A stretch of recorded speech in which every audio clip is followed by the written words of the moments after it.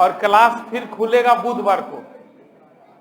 नहीं संभव है, हम जाने सोमवार को बुलाते नहीं आता है कोई तो कहने के लिए। देखिए मंगलवार बुधवार को आ जाएगा, अधो लेकर तो समझ जाएंगे, वो सप्ताह खराब जाता है। लेकिन हम बता रहे हैं बुधवार से पढ़ाएंगे तो पढ़ाएंगे, छूट जाएगा। इसीलिए बहुत लंबा टाइम हो गया ना। शुक्रवार को होली है, शनिचर इतवार को आप चाहते तो रविवार को आ सकते हैं, लेकिन हमको पता है कि एक बड़ा त्योहार है, गांव में मित्र यार दोस्त परिवार के लोग आए होंगे, तो स्वाभाविक है थोड़ा टाइम आदमी देता है, चाहता है वो सबके साथ रहे, है ना। तो इसलिए 2 दिन का और एक्स्ट्रा छुट्टी दे दिए। सोमवार मंगलवार को शाम तक सब लोग आ जाइएगा और बुधवार से है ना क्लास रेगुलर चलेगा। ठीक है, इस तरीका से। ठीक है, चलिए तो आगे बढ़ते हैं। कहानी आज सोमवार है तो IGP Indian government and politics, भारतीय संविधान हम लोग देखते हैं। तो हमको याद आ रहा है जहां तक कि हम आप लोग को लास्ट पढ़ा रहे थे, बता रहे थे, कहानी सुना रहे थे, पढ़ा कहां रहे थे अभी, भारत छोड़ो आंदोलन, राइट, भारत छोड़ो आंदोलन। तो भारत छोड़ो आंदोलन के बारे में प्लीज अब गप नहीं कीजिए, आप लोग थोड़ा ध्यान दीजिए।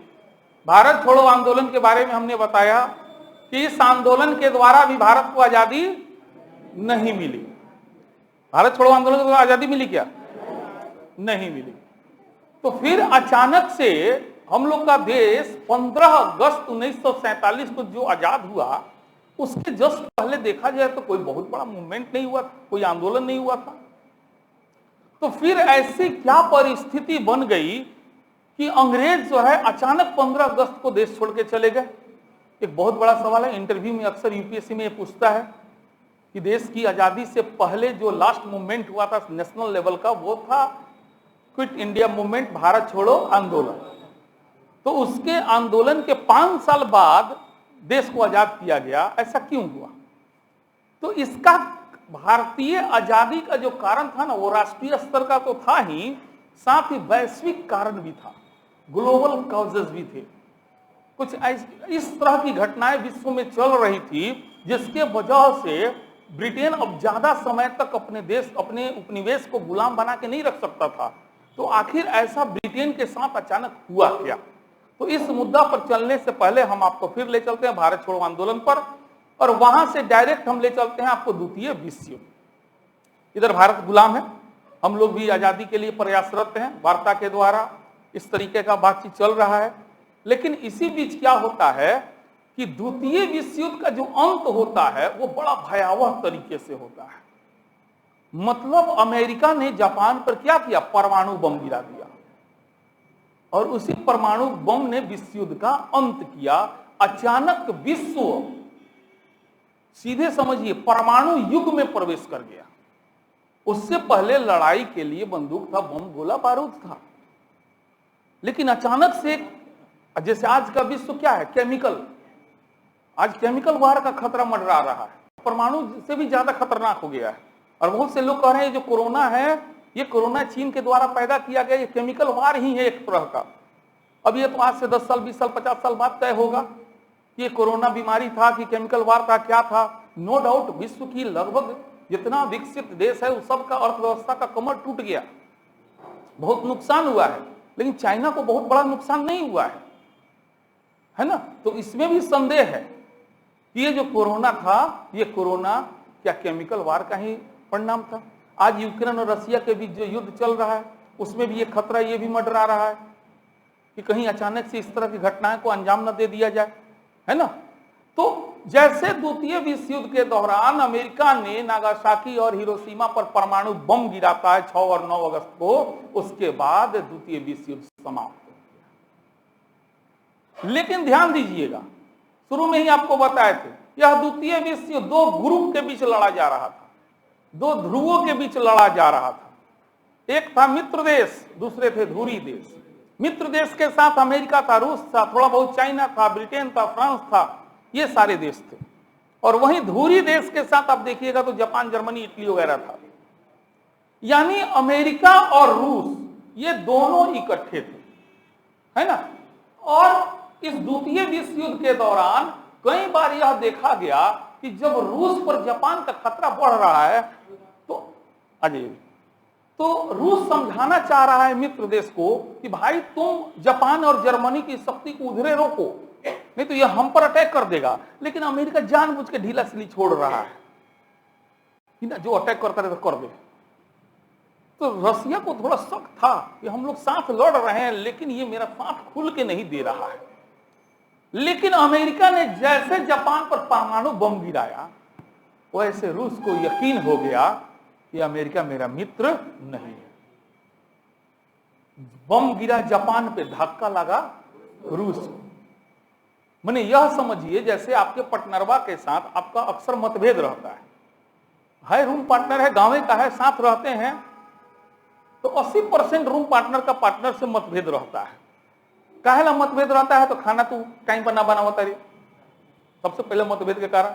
मतलब सवेरे हमको बनाना है, शाम में पार्टनरवा को बनाना है, तो हम सवेरे एकदम टाइम पर बना दिए और आया भी गप गप गप गप खा लिया, है ना।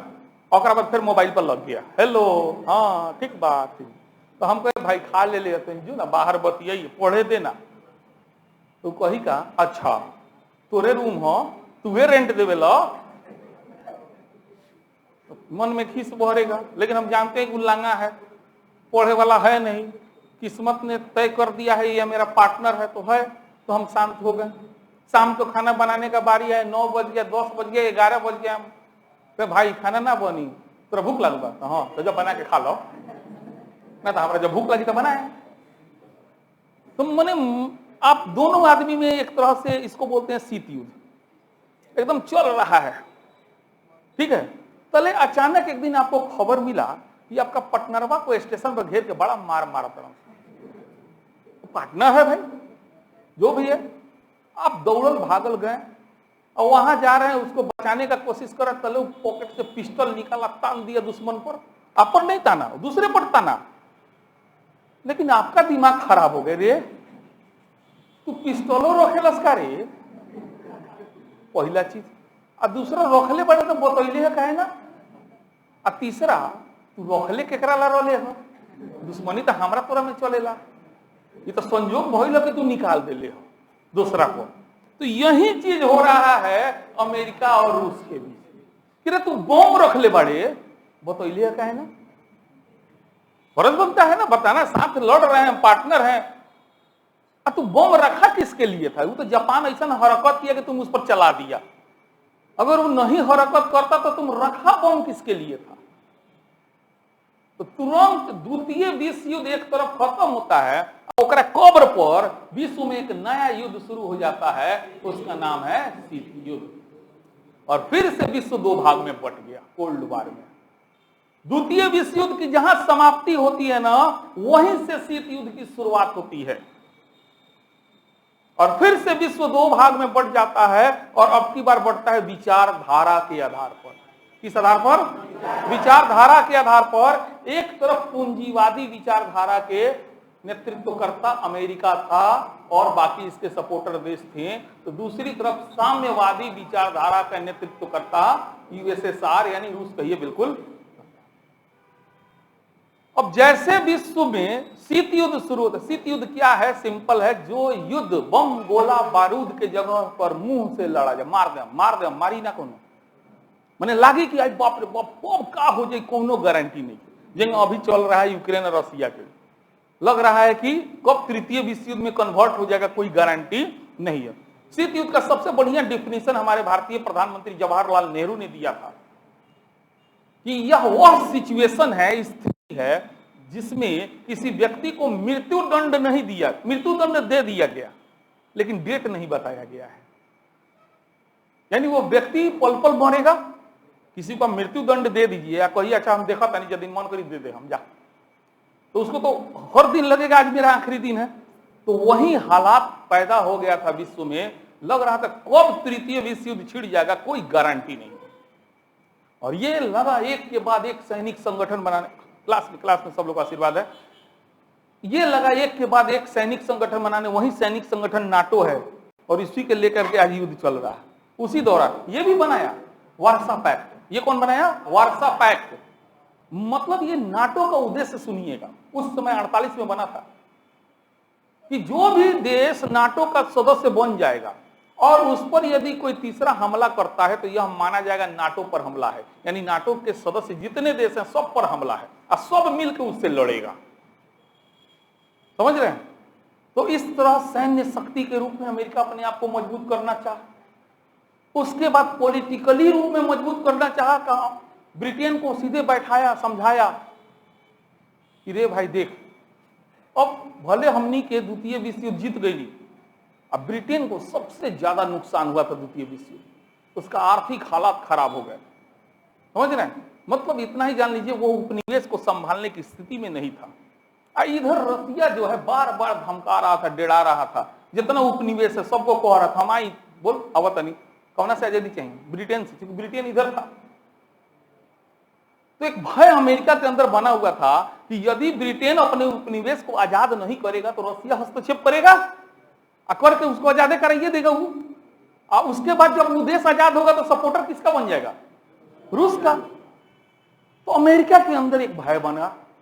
उस समय ब्रिटेन के प्रधानमंत्री चेंज हो जाते हैं, क्लेमेंट एटली साहब प्रधानमंत्री हैं, और उनसे वार्ता करता है अमेरिकी सरकार की देख भाई जितना जल्दी हो सके जितना उपनिवेश है विश्व में तुम्हारा सबको आजाद कर दो, नहीं करोगे तो बाद में हम लोग को नुकसान होगा। इसका नुकसान समझ रहे हैं ना आप? फिर रसिया हस्तक्षेप करेगा, उस देश को आजाद करा देगा और वो देश इस खेमा में चल जाएगा। ऐसे तुम अपने मने आजाद करोगे तो हो सकता है इधर आ जाए वो सब, और बाकी हम पैसा से मदद करेंगे, वो सब नया नया देश आजाद हुआ सबको पूरा छूट दिया जाएगा, है ना? तो इन्हीं परिस्थिति में ब्रिटेन के प्रधानमंत्री क्लेमेंट एटली साहब ने 3 सदस्यों का एक दल भेजा, यह कह करके कि भारतीयों को एकदम विश्वास दिला देना, डेट तक बता देना, माने जो पूछे लोग सब क्लियर कर देना कि हम आपको आजाद करने वाले हैं, पहले आप लोग तैयार हो जाइए, कुछ दिन और रहेंगे हम लोग, लेकिन हम लोग क्लियर यहां से चले जाएंगे, ताकि यह बात कह दीजिएगा तो भारत जो है इससे मदद नहीं लेगा। तो वहीं क्लेमेंट एटली ने अपने मंत्रिमंडल के 3 सदस्य, जिनका नाम है, एक वही थे sir Stafford Cripps, sir Stafford Cripps फिर आते हैं भारत, एक तो 42 में आए थे और फिर आते हैं 46 में, 3 आदमी आता है, नाम है सर स्टेफर्ड क्रिप्स, एवी एलेक्जेंडर,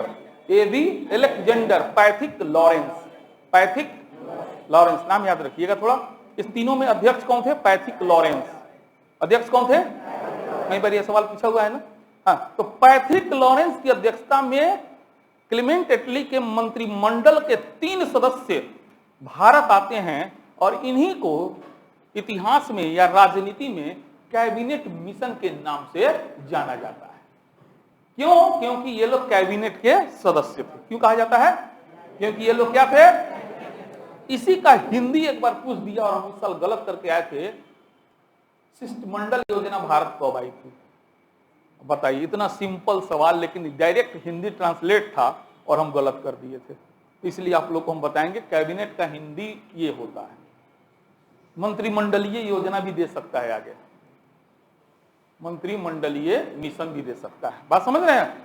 तो ऐसे 90% केस में कैबिनेट मिशन देता है, लेकिन फिर भी आपको इसका हिंदी मीडियम वालों को हिंदी नाम याद रखना बहुत जरूरी है, क्योंकि सवाल अब क्या कर रहा है, गूगल ट्रांसलेट कर रहा है, अटापटा सा शब्द आ रहा है, समझ से बाहर जा रहा है। तो इसीलिए कहते हैं हिंदी मीडियम वाले को कोई भी सवाल में प्रॉब्लम हो तुरंत हिम्मत मत हारिए, पहले उसको इंग्लिश मीडियम में देखिए, तुरंत उसको पहले इंग्लिश मीडियम में देख लीजिए। हो सकता है कोई शब्द जो है आपको समझ में नहीं आ रहा होगा, तो इंग्लिश में पढ़िएगा तो वो आ जाए। ये कोई जरूरी नहीं है कि आपका इंग्लिश नहीं है तो नहीं आएगा, बिल्कुल आएगा। ये दिमाग से भरम निकाल दीजिए। बहुत से वर्ड जो है हम लोग सुनते सुनते सुनते हैबिचुएटेड हो जाते हैं, है कि नहीं है? तो इसीलिए पहले सवाल पे हिम्मत नहीं हारना चाहिए। हिंदी मीडियम में देख लिए, कोई शब्द कंफ्यूजन हो रहा है या सवाल ही नहीं समझ में आ रहा, तो उसको कोशिश कीजिएगा अंग्रेजी में पढ़ने का, और अंग्रेजी में कैबिनेट मिल जाएगा, तुरंत समझ में चल आएगा। ठीक है?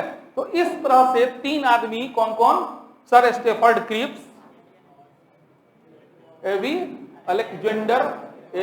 एलेक्जेंडर और पैथिक लॉरेंस। और कौन आते हैं? पैथिक लॉरेंस भारत आते हैं 1946 में। आते हैं सिंपली कांग्रेसियों को और मुस्लिम लीग को, दोनों को बुलाते हैं। सबसे पहला सवाल मुस्लिम लीग से कहते हैं, बोलिए आपको क्या चाहिए, आप क्या चाहते हैं? उस समय तक वो लोग 100% रिजिड हो गया था कि अब हमें केवल और केवल पाकिस्तान चाहिए, बाकी आपसे कुछ नहीं चाहिए, आप हमको पाकिस्तान दे दीजिए।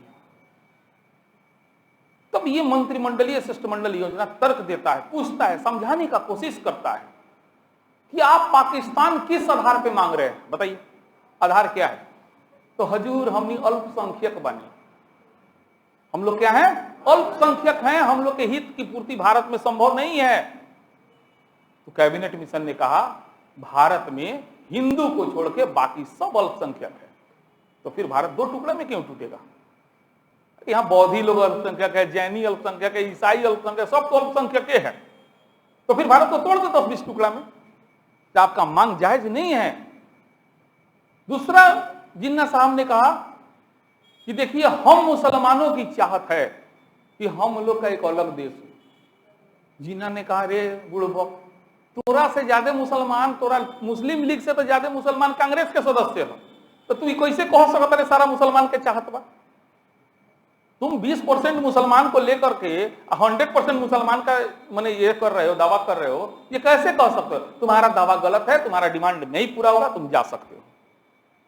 कहने में सुनने में अच्छा लगता है, लेकिन भीतरिया बड़ा गुस्ताख था सब अंग्रेज। मत पूछिए, इस कहानी सुनाएंगे तो बताएंगे। अब पीछे से चढ़ाई हो रहा था सब, तो मांगत रहिए सन, छोड़िए सन मौत, है ना। अंग्रेजों के चाल को अभी मत समझिए, थोड़ा और पढ़िए उसके बाद समझिएगा। तो सुनने में तो अच्छा लगा कि मुस्लिम लीग को उसने क्या कर दिया, उसकी मांग को खारिज कर दिया।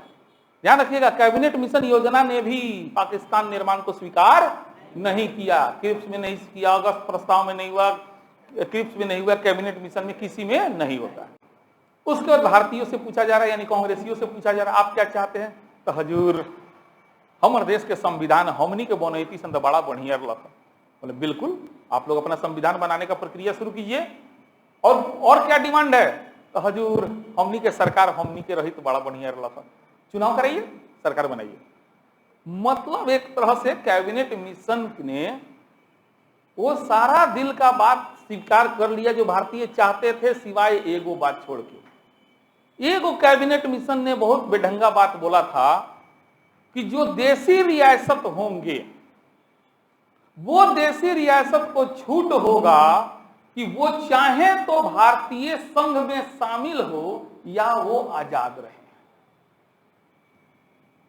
और यह बात स्वतंत्रता अधिनियम में भी लिखा हुआ है। देखिए वही बोले अंग्रेज बड़ा शातिर था, यानी उस समय भारतीय भूभाग में 562 देसी रियासत पड़ रहे थे, यानी वो 562 टुकड़ों में भारत को तोड़ना चाह रहा था। कौन देसी रियासत का राजा नहीं चाहेगा भाई हम आजाद रहें, हम अपना राजा खुद रहें, हम काहे भारतीय संघ में शामिल हो। तो कांग्रेसियों में थोड़ा मतभेद हुआ, ये आप सारा बात सही बोल रहे हैं, लेकिन वही बात आप काहेला कह रहे हैं। फिर कांग्रेसियों ने समझौता कि अरे भाई अंग्रेज इतना मेहनत से मानल बा, जो मानल बा कोई करे के बाद में सॉल्टल जाए, कम से कम एगो चुनाव करा लिया जाए, सरकार बना लिया जाए, और सरकार बनाने के बाद संविधान निर्माण का काम शुरू कर दिया जाए। समझे, इतना तो काम हम लोग के हक में है, इतना काम किया जाए, इस समस्या का समाधान बाद में किया जाएगा। ठीक है, तो इस तरह कैबिनेट मिशन योजना के अनुसार चुनाव होती है, समझे, 1946 में, जुलाई 1946 में। और उस चुनाव में लगभग 296 स्थान के लिए चुनाव हुआ, और उसमें 208 गो स्थान जो है कांग्रेसी को मिला, जबकि 73 गो स्थान जो है मुस्लिम लीग को मिला। अब 73 गो सीट लेके सरकार बना सकता है, नहीं बने।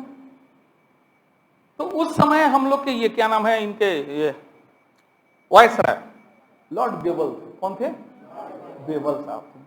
बेबल साहब ने जब रिजल्ट देख लिया चुनाव का, तो जवाहरलाल नेहरू को आमंत्रित किए, आइए अंतरिम सरकार एक बनाइए आप अपना, है ना।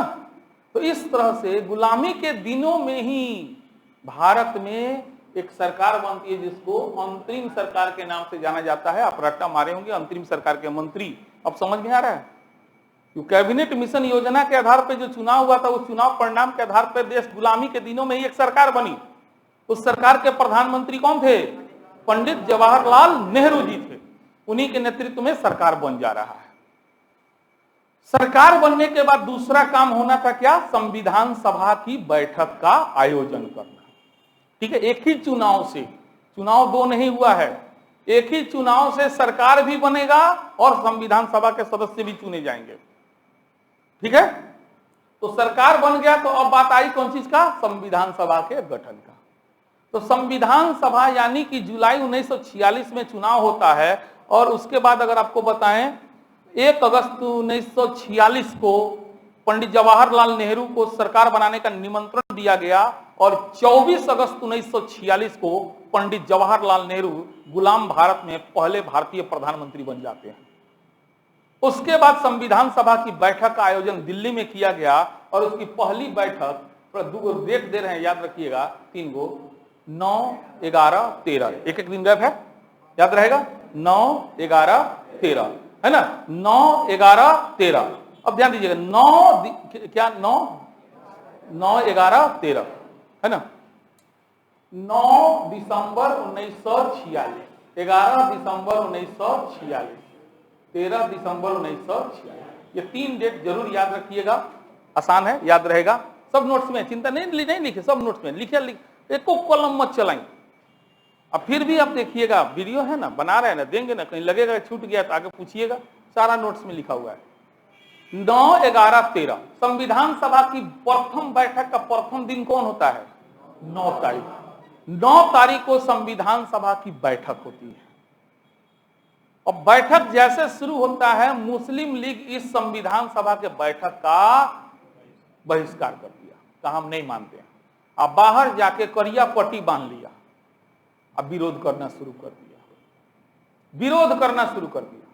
इधर सरकार का भी विरोध कर रहा है और इधर संविधान सभा का भी विरोध कर रहा है। अब इतना हद तक गिर गया, जैसे चुनाव का रिजल्ट आया ना, तो मुस्लिम लीग के सदस्यों ने अपने नेता जिन्ना साहब से पूछा, हजूर जो आप आंदोलन करने के लिए कह रहे हैं वो आंदोलन हिंसात्मक होगा कि अहिंसात्मक?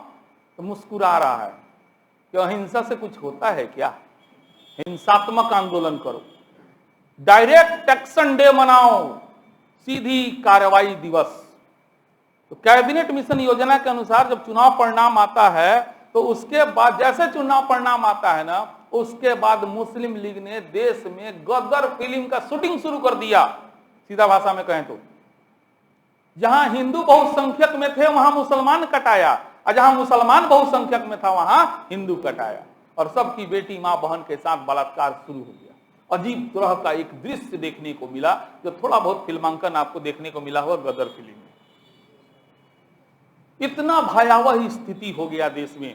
16 अगस्त 1946 को डायरेक्ट एक्शन डे की घोषणा किया गया और उसके बाद जो गदर फिल्म का शूटिंग हुआ, उस समझिए कि 26 जनवरी 50 ले चला है, बहुत लंबा चला है ना। तो इस तरह से फिल्म, गदर फिल्म का शूटिंग शुरू हो गया। अब क्या होता है, वेबल बुलाते हैं मुस्लिम लीग के अध्यक्ष को, इधर हम रोड पर डंडा चला रहा है, बंदूक चला रहा है, उससे क्या हो जाएगा, तुम लोग सरकार में शामिल हो जाओ, सरकार का कुएं मत होने दो। देखिए चाल उसका, तो तुम लोग बाहर जो विरोध कर रहे हो, तुम सरकार में शामिल क्यों नहीं हो जाते हो? सरकार में शामिल हो जाओ, बोलो हम आपका समर्थन कर रहे हैं, और समर्थन करके सरकार में मंत्री बन जाओ, और मंत्री बन के कोनो कुएं मत होने दो, विरोध करो सब, आइयो 73 गुड़ा आइयो, विरोध करो बस के। तो इसीलिए मुस्लिम लीग उस प्रथम जो सरकार बना था ना, अंतरिम सरकार, उसमें मुस्लिम लीग भी शामिल था। आप लोग पढ़े होइएगा, जैसे आपको बताएं लियाकत अली खां वित्त मंत्री थे ना अंतरिम सरकार के, तो वो लियाकत अली मुस्लिम लीग से संबंधित व्यक्ति थे, फिर भी वो सरकार में शामिल हुए। तो सरकार में शामिल होने का उद्देश्य क्या था? सरकार को डिस्टर्ब करना। क्या करना? तो इधर सरकार को डिस्टर्ब लोग कर रहा है, इधर संविधान सभा की बैठक हो रही है, उसका विरोध कर रहा है। तो 9 तारीख को जैसे बैठक शुरू हुई, बाहर तो विरोध चल ही रहा है। अब आप समझिए कि यही मान लीजिए संविधान सभा बैठक शुरू करें, तो बैठक करने के लिए किसी न किसी को तो अध्यक्ष बनना न पड़ेगा। तो आनन फानन में, माने जल्दीबाजी में, बिना चुनाव के देखा गया कि संविधान सभा में सबसे बुजुर्ग आदमी कौन है? राजेंद्र प्रसाद, सच्चिदानंद सिन्हा, बिहार के है ना, वृद्ध नेता थे, बूढ़े नेता थे, सच्चिदानंद सिन्हा। इनको जो है आनन फानन में क्या किया गया? अध्यक्ष बना दिया गया। तो इन्हीं को बोलते हैं अस्थायी अध्यक्ष। ठीक है, क्योंकि पहला दिन था, संभव नहीं था चुनाव कराना। चुनाव कराने के लिए भी किसी का यहाँ स्टेज पे होना जरूरी है, सीधा बात हम कह रहे हैं। अब चुनाव कराने के लिए भी कोई तो चाहिए ना, इस सभा का संचालन करने के लिए कोई तो चाहिए ना। तो हुआ कि भाई अभी चुनाव बाद में हो, पहले एक आदमी का खड़ा करो मालिक बना के। तो देखा गया कि हम लोग में सबसे बुजुर्ग बुद्धिमान आदमी के हैं सच्चिदानंद सिन्हा जी हैं, तो इन्हीं को क्यों ना हम लोग नेतृत्व दे दें। तो इस तरह से अस्थायी अध्यक्ष 9 तारीख को बना दिया। किनको बनाया गया? अब चूंकि मुस्लिम लीग का विरोध चल रहा है बाहर, यह भी इमेजिन करिएगा, मुस्लिम लीग का विरोध चल रहा है, कार्रवाई चलने ही नहीं दिया। इन्होंने धन्यवाद प्रस्ताव दे करके संविधान सभा की बैठक को कहा आज के लिए स्थगित किया जा रहा है, अब हम लोग परसों मिलेंगे। परसों का मतलब 11 तारीख को भी मुस्लिम लीग अपना आंदोलन बाहर विरोध प्रदर्शन जारी कर दिया। इधर कार्रवाई शुरू हुई, हुआ कि नहीं काम को आगे बढ़ाया जाए। तो 11 तारीख को सच्चिदानंद सिन्हा के नेतृत्व में सबसे पहला काम किया गया कि भाई अस्थायी अध्यक्ष बना दीजिए, है ना। तो अस्थायी अध्यक्ष के लिए चुनाव हुआ सर्वसम्मति से। किसको? डॉक्टर राजेंद्र प्रसाद जी को क्या बना दिया गया? अस्थायी अध्यक्ष। ठीक है, 2 को डेट हो गया, शुरुआत हुआ। भाई शुरू होगा तो अस्थायी से शुरू होगा, रट्टा नहीं मारिए, समझिए। अब फिर अगला दिन जब बैठक हुआ 11 तारीख को, इस दिन किसको? डॉक्टर राजेंद्र प्रसाद को क्या किया गया? अस्थायी अध्यक्ष बना दिया गया। उसके बाद राजेंद्र प्रसाद ने धन्यवाद प्रस्ताव दिया। बाहर इतना विरोध चल रहा था कि कोई काम नहीं हो पाया। फिर कहें कि एक काम करते हैं, हम लोग परसों मिलते हैं। यानी परसों का मतलब 13 तारीख को मिलते हैं। अब 13 तारीख को जब सब संविधान सभा बैठ गया, जैसे हम भी क्लास शुरू किए, तो हम लोग क्लास क्यों आए हैं, हम लोग का उद्देश्य क्या है, इस पर चर्चा करना जरूरी है ना। तो ये काम दे दिया गया जवाहरलाल नेहरू जी को। राजेंद्र प्रसाद ने इस काम को दिया कि संविधान सभा के गठन का उद्देश्य क्या है, अब तय करके बताइए, लोगों से सहमति लीजिए, विचार विमर्श कीजिए, सारे लोग मिलकर उद्देश्य तय करेंगे, लेकिन उसका नेतृत्व आप कीजिएगा। कौन करेगा? जवाहरलाल नेहरू। तो 13 तारीख को जवाहरलाल नेहरू ने जो है उद्देश्य प्रस्ताव प्रस्तुत किया। किसने प्रस्तुत किया? जवाहरलाल नेहरू ने उद्देश्य प्रस्ताव प्रस्तुत किया। उस पर व्यापक विचार विमर्श हुआ और बाद में आपको जनवरी 1947 में 20 या 22 जनवरी 1947 को प्रस्ताव पास हुआ, प्रस्तुत हुआ, पास हुआ। फर्क है, 2 सवाल पूछता है ना। एक सवाल यह पूछता है कि उद्देश्य प्रस्ताव कब प्रस्तुत किया गया, और दूसरा सवाल यह पूछता है कि कब वो पास हुआ, है ना। तो एग्जैक्ट अगर डेट हम आपको बताएं 22 तारीख को ना, हाँ 22 जनवरी को, ध्यान दीजिएगा। तो 13 दिसंबर 1946 के दिन जवाहरलाल नेहरू जी ने उद्देश्य प्रस्ताव प्रस्तुत किया। उसके बाद संविधान सभा के सारे सदस्य मिलकर उस पर खूब डिस्कशन किए कि हाँ हम लोग का उद्देश्य यही रहेगा, हम लोग इसी उद्देश्य से। जब सारे लोग एकमत हो गए तो वोटिंग कराया गया। कौन तारीख को? 22 जनवरी 1947 को। और उस दिन क्या हुआ? उद्देश्य प्रस्ताव पास हुआ। उद्देश्य प्रस्ताव पास हुआ। इस डेट को उतना परीक्षा में कम पूछता है, लेकिन ये 3 डेट जरूर याद रखिएगा और हम बहुत आसानी से आप लोगों को समझाएं। 3 डेट 9, 11, 13। कौन कौन? 9, 11, 13। 9 तारीख को क्या होता है? संविधान सभा की पहली बैठक। संविधान सभा की पहली बैठक का आयोजन किस तिथि को हुआ? 9 दिसंबर को हुआ भाई। तो उस दिन डॉक्टर सच्चिदानंद सिन्हा जी को क्या बना दिया गया? ठीक है।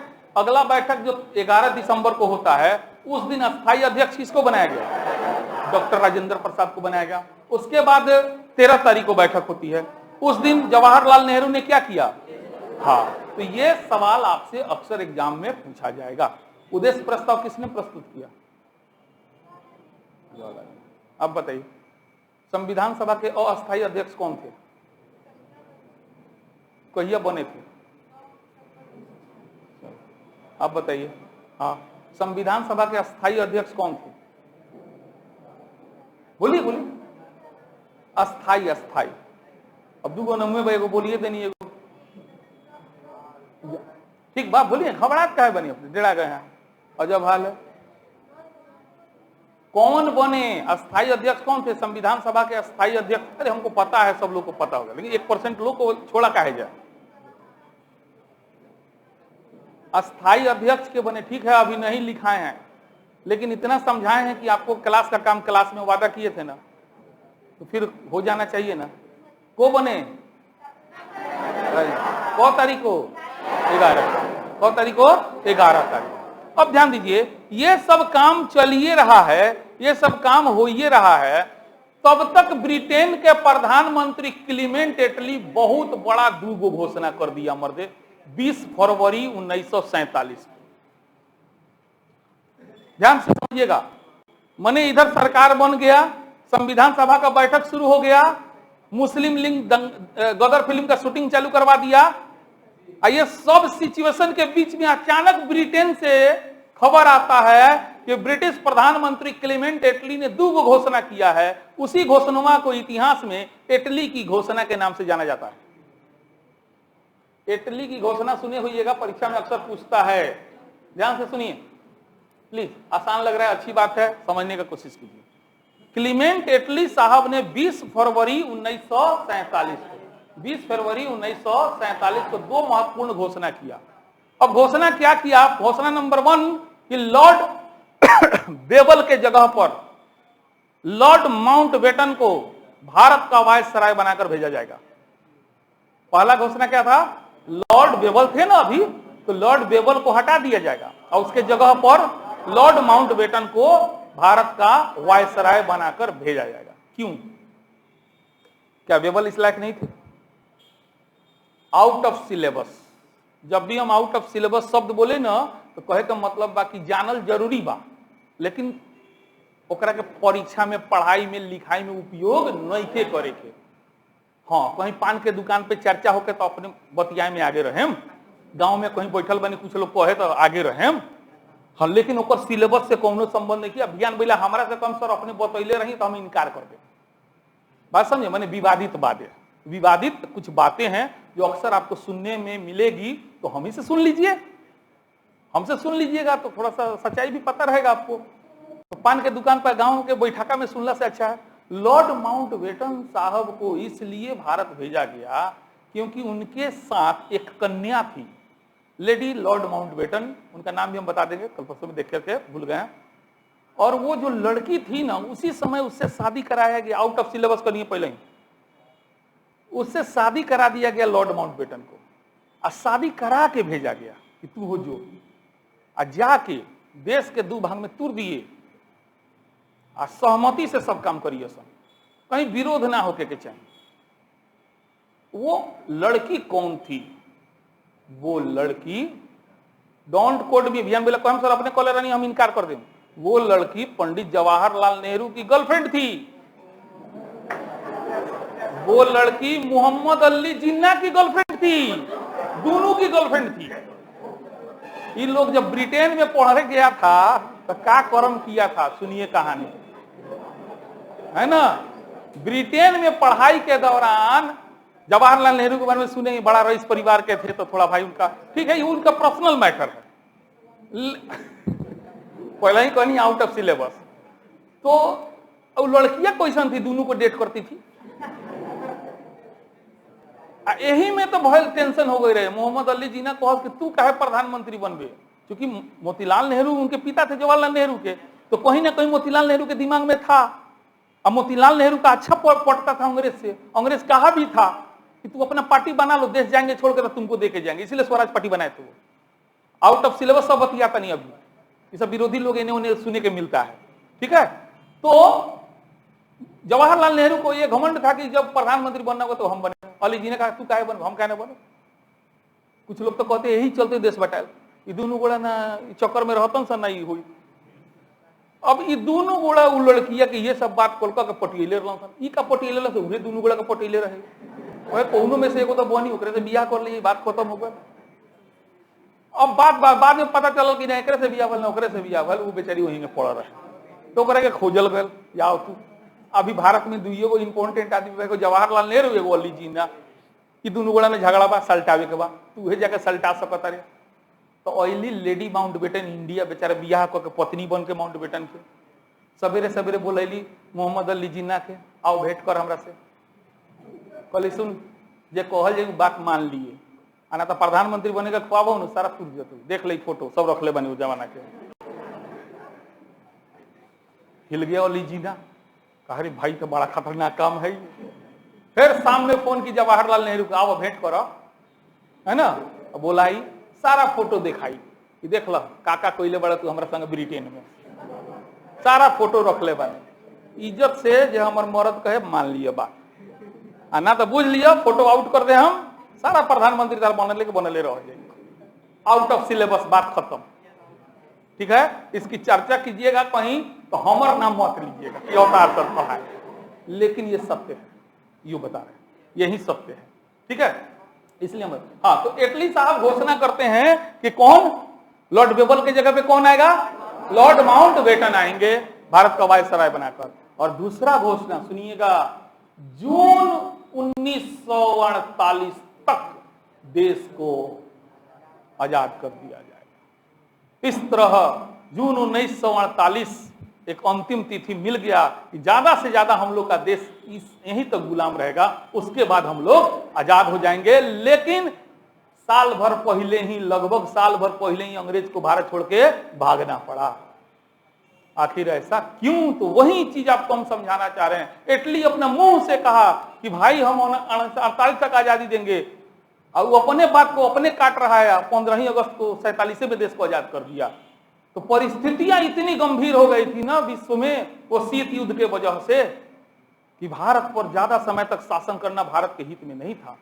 क्योंकि उधर सुभाष चंद्र बोस वाला कहानी आपको बताएंगे कभी, वो पूरा सेना तैयार कर चुके थे। अलग बात है इस समय तक उनकी मृत्यु हो गई थी, लेकिन उनकी सेना तैयार थी, वो कभी भी भारत में प्रवेश कर जाती, रसिया की मदद से, जापान की मदद से, है ना। तो ये सब भय एक व्याप्त था। इन्हीं सब परिस्थितियों में क्या होता है कि कैबिनेट मिशन योजना के आधार पर चुनाव हो गया, संविधान सभा बन गया, सरकार बन गया।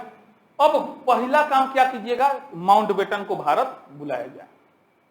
अब माउंटबेटन साहब आते हैं भारत। उस समय देश में क्या चल रहा है, दंगा। क्या चल रहा है, दंगा।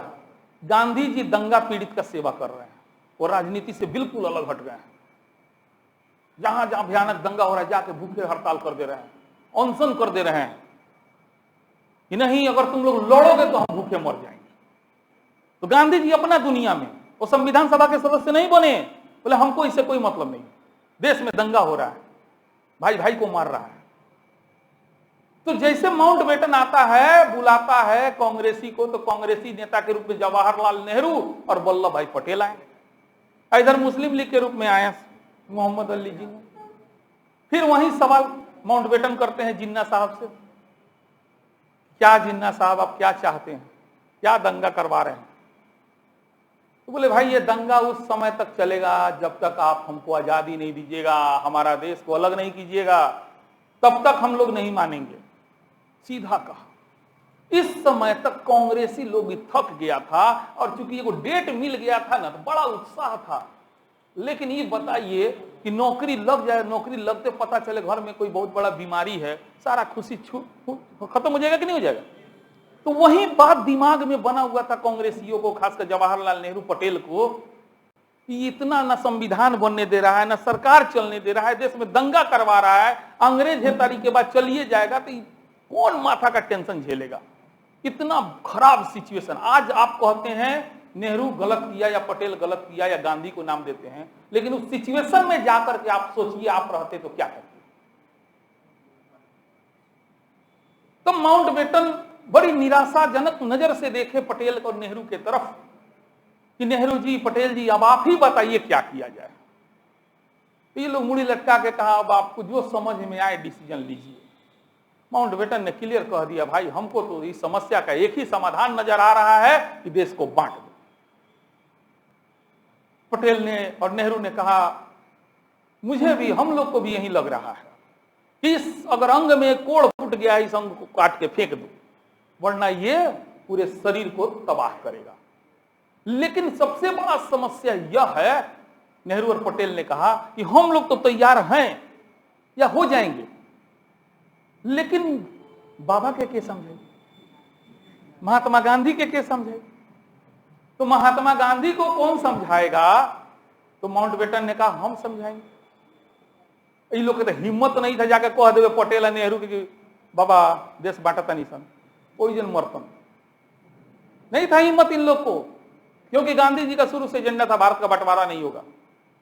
अब माउंटबेटन साहब जाते हैं गांधी जी से मिलने गांधी जी उनको देख के अनदेखा कर देते हैं, फिर भी माउंटबेटन साहब जबरदस्ती पड़नामा पाती होता है, हालचाल हो गया। और उसके बाद बोले माउंटबेटन साहब कि बैठने के लिए नहीं पूछिएगा। बोले नहीं, अब बैठना क्या है, अब तो तुम लोगों को देश छोड़ के जाना है, अब जाओ तुम लोग। अब माउंटबेटन गुस्सा आ गया, गजब आदमी है भाई, और इन्हीं ना पानी पी ना पानी का पूछा था ना बैठे का पूछा था, कोहता का जाना ही, अब तो देश से छोड़ के जाना है तुम, जाओ कुछ दिन के मेहमान हो, जून 48 तक तो चले ही जाओगे। माउंटबेटन बोला साहब हम ऐसे नहीं जाएंगे। तो सुनिए, देश में जो चल रहा है दंगा, आप कह रहे हैं इसका समस्या का समाधान हम लोग निकाल लिए हैं, देश बटेगा। गांधी तुम कौन होता है ये निर्णय लेने वाला, देश बटेगा? गांधी जी ने सीधा कहा कि तुम कौन होता है ये निर्णय करने वाला, देश बटेगा? और ये देश में ये जो लड़ रहा है, ये दो भाई का लड़ाई है, तू कौन होता है? तू कौन होता है फैसला करने वाला? तुमको जाना है जाओ, जाओ देश छोड़ के जाओ तुमको। माउंटबेटन और गुस्सा आ गया, बोला कि नहीं हम ऐसे नहीं जाएंगे, अगर आपको लगता है आप इस देश के बहुत बड़े आदमी हैं, आप एक काम कीजिए, दंगा को खत्म कीजिए, देश में शांति स्थापित कीजिए, हम लोग चले जाते हैं छोड़ के। गांधी जी ने कहा कौन बड़का बात है, हम 2 मिनट में करते हैं। बोला नेहरू को पटेल को फोन गई, भागल आई लोग, नेहरू जी या पटेल जी।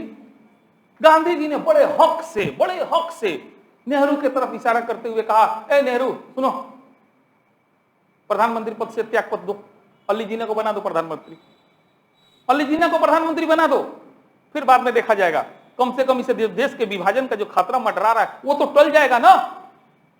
महात्मा गांधी ने यह सलाह दिया। अब इन्हें पटेल और नेहरू गरमा गए, बहुत बड़ा बोलता रहो, अब हद हो गल बा, ई कोनो बात भइल का? चुनाव के द्वारा चुनल गल बानी सन, अब पहले के चुनाव के तू कहबा का कि हट जो अपना मन से बनवा देबा, फिर देश में कौन लोकतंत्र की इज्जत करी? हम ना हटे, जा तो ये करेगा करो। गांधी जी का दिल टूट गया दिल उनका, बेटा बेटा न रहा। उन्होंने इशारा किया तुम लोग जाओ, जो करना है करो। वही माउंटबेटन जब निकल रहा था तो गांधी जी के लिए एक शब्द बोला, इतिहास में दर्ज है, 1 मैन बाउंड्री फोर्स। लोग कहता है गांधी जी देश को तोड़वा दिए। ये शब्द किसने यूज किया? माउंटबेटन ने। किसके लिए? क्यों? तो जो कहे ना गांधी जी ने देश को तोड़ा है, उससे पूछिएगा ये कि 1 मैन बाउंड्री फोर्स को भारत के लोग यूज ना कोई ले रहे, माउंटबेटन ने यूज किया था। किसके लिए यूज किया था? महात्मा गांधी के लिए। क्यों किया था? क्योंकि वो फोर्स की तरह अकेले खड़े थे, कह भी दिए थे पहले कि मेरे लाश पर इस देश का विभाजन होगा, हम अकेले मैंने खड़ा है कि नहीं होने देंगे, नहीं होने देंगे। और सारा लोग उन पर आरोप लगाता है गांधी जी ने देश बंटवा दिया। गांधी जी का आत्मा रोता होगा, जिसके लिए हम इतना कुर्बानी दिए वो हमको नहीं छोड़ रहा है। तो इस तरह से माउंटबेटन को एक तरह से हरी झंडी मिल गया, भागल गया ब्रिटेन, तो हजूर काम हो गई, माने देश तैयार हो गए, लोग बांटे के तैयार वालों। तो ब्रिटिश संसद ने कहा तू भाग के ओइलिया का है, जल्दी जो कागज तैयार कर, जाके कागज तैयार करके एकदम रेडी रख। तो वहीं 3 जून 1947 को माउंटबेटन ने जो कागज तैयार किया ना, उसी को माउंटबेटन प्लान के नाम से जाना जाता है। कौन बड़का चीज थोड़ी है ना। 3 जून 1947 को माउंटबेटन ने जो विभाजन की रूपरेखा तैयार की, उसी को राजनीति और इतिहास में किस नाम से जाना जाता है? माउंटबेटन। और उसी योजना के अनुसार बाद में 15 अगस्त 1947 को देश विभाजित हुआ और साथ में दोनों देश को एक साथ आजादी मिला। आज के लिए इतना, कल मिलते हैं। अच्छा लगा है ना?